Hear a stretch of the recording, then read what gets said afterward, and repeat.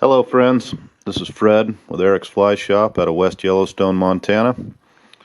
Had a request for a Fat Albert. It's a fly that's real popular with the Cutthroat over in the northeast corner of the park. I've got one on the vise here that I did in orange and brown with the idea of giving it a whirl during salmon fly time. The version that's probably the most popular is this yellow and brown, so that's what I'm going to do for you today. Alex, I appreciate your request. Having the affirmation that somebody is getting something out of this work is reassuring. So key thing when you're tying with foam is a thread that's stranded. This UTC 140 is far and away my favorite. About the only time I use it is with foam. It's big enough and then it'll lay flat that it won't cut the foam like, say, a 6/0 uni thread would do. So to get started on the Fat Albert, just start at the head and run your thread toward the back. Get a pretty good thread base on there. You don't necessarily need to cover up every little bit of hook shank there because there's a lot of thread that goes into this fly. So for the yellow version, you start off with brown thread, which actually ends up being the shell backet. If you are thinking about it, it seems a little bit odd. When you're tying with foam, it's going to torque on you a little bit. So you start out with the foam at about a 45-degree angle to the hook, and then it will pull it into place. So this fly, you just get that on there and get right back to the bend of the hook. And at that point at the bend of the hook, make sure that your wrap is square and not at an angle. It'll make the fly look funny. Probably don't matter to the fish, but it does to me. One thing I didn't talk about with this brown piece that I will real quick. Typical rule of thumb when you're tying with these foam strips is the width of the hook gap. Since we're doing a Fat Albert here, if you want it fat with that robust look that it has, I'm going to click over the gap of the hook, maybe 1/8 of an inch. I've cut the end to a taper so that from 2 eye lengths back or so, by the time I get back to the bend of the hook, I'm at the full width of the foam. Now we're just going to lash this yellow down. Come all the way to the back again, make sure you're square there. This is the part of this fly that takes some time, and probably ought to just stop the video, but I'm going to see if I can get this done in a timely manner. You've got to wind enough of this on here that you cover up every little bit of that foam. So that's part of the segmented underbody the foam is, and we're going to apply some gloss coat head cement to that when we're done. It's important to use gloss coat head cement and not super glue, because the gloss coat head cement will dry clear. Super glue will leave you a milky white colored haze under there.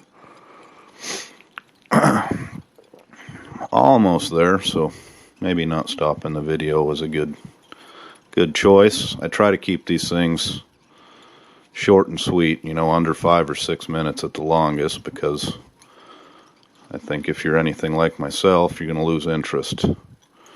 So just going to bring my thread here. I'm just forward of about the halfway point of the entire shank length. What we're looking for is 4 segments in this yellow foam from here to here.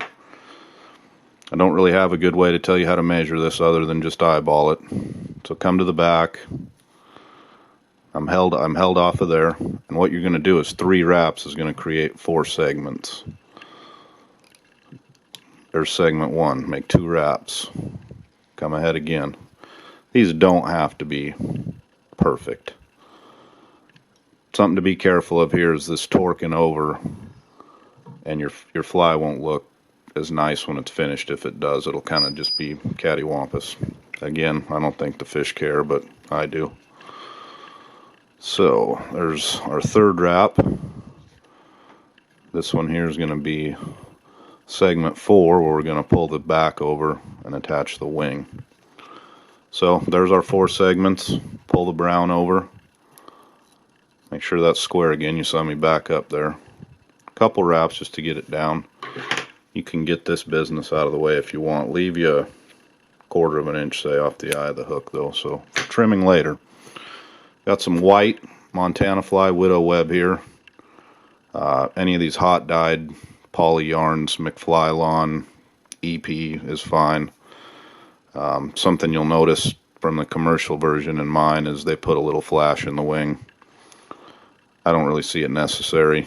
Another thing that they do is the wing on the commercial version is really stubby. I'm going to run it out, you know, just beyond the bend of the hook. Pick up that piece of yellow foam that we trimmed off. That's going to go on the back here.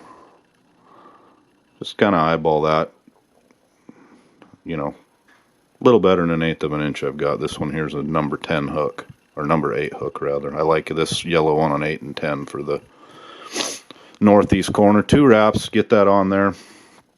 I've got some white and black barred rubber leg here. Just attach that near and far. You don't need to rank on that stuff. There's just 1 wrap to secure it. So on the near side, and what you're looking for is that to lay in between the bottom layer of foam and the middle layer of foam, somewhere in that vicinity. Check the other side, I'm a little high. Don't matter much. Give her a wrap for good measure. Come up here, and say an eye length off of the eye. I like to do these in separate pieces. Again, trying to fight that torque, rolling it back and giving it a wrap.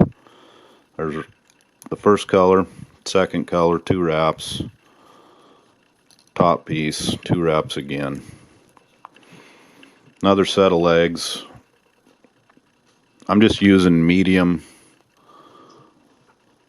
barred rubber legs here. The commercial version, they use some real small stuff and tie some overhand knots, and pain in the butt if you ask me. I think it's to catch the fishermen in the fly shop, so I'm not going to go to that step.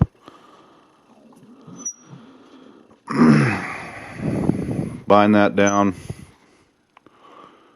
Give her a couple of wraps for good measure. Come up in front of the foam. That's where we're going to whip off.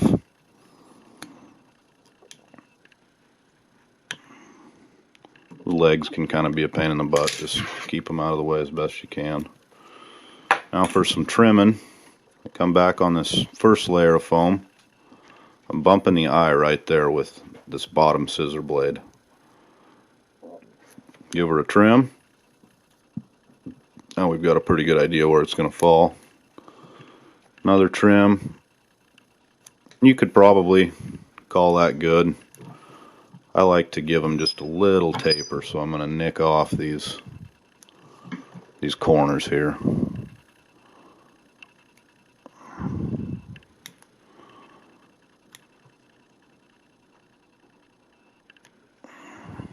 There we have it. Run all your legs down.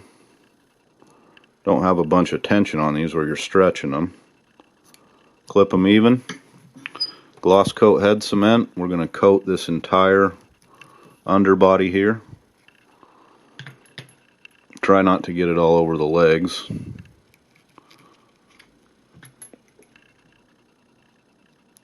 Seals the thread, seals our whip finish, gives it a nice shiny underbody there. So there you have it, by request. Fat Albert, Cutthroat love them in the northeast corner. We sell lots of these. Tie a few up. Don't think you'll be disappointed. Happy tying, better fish.